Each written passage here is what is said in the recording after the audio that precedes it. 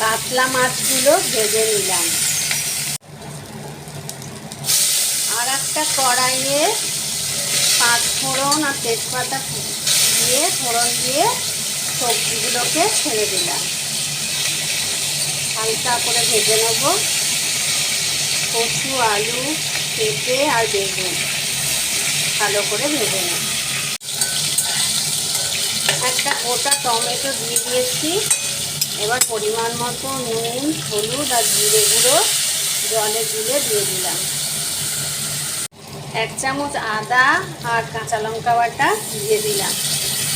ফ্রিজে বেটে রেখে দিয়েছিলাম কিউব করে, দিয়ে দিলাম। সামান্য একটু চিনি দিয়ে দিলাম। মশলা ধোয়া জলটা দিয়ে দিয়েছি। এবার সবজিগুলো সেদ্ধ হতে দেব।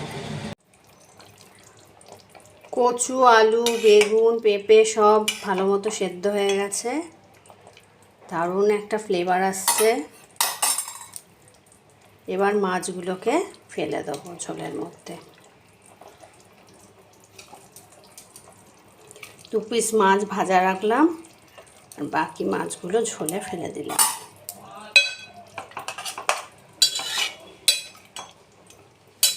হালকা পাতলা একটা ঝোল হয়ে গেল মাছের। গরমকালে এইরকম ঝোল খুব ভালো লাগে পাতিলেবুর রস দিয়ে। ঝোলটা আমার হয়ে গেছে। লাস্টে একটু গোলমরিচ ছড়িয়ে দেবো ভালো করে। এবার নামিয়ে নেব, ব্যাস।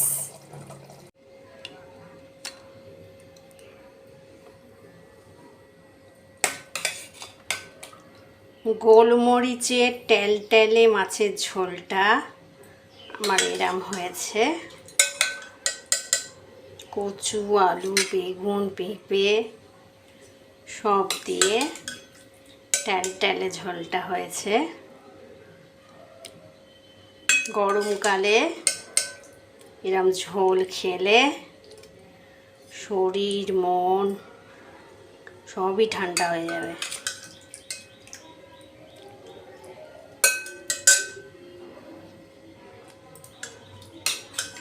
গোলমরিচে টেলটেলে মাছের ঝোল।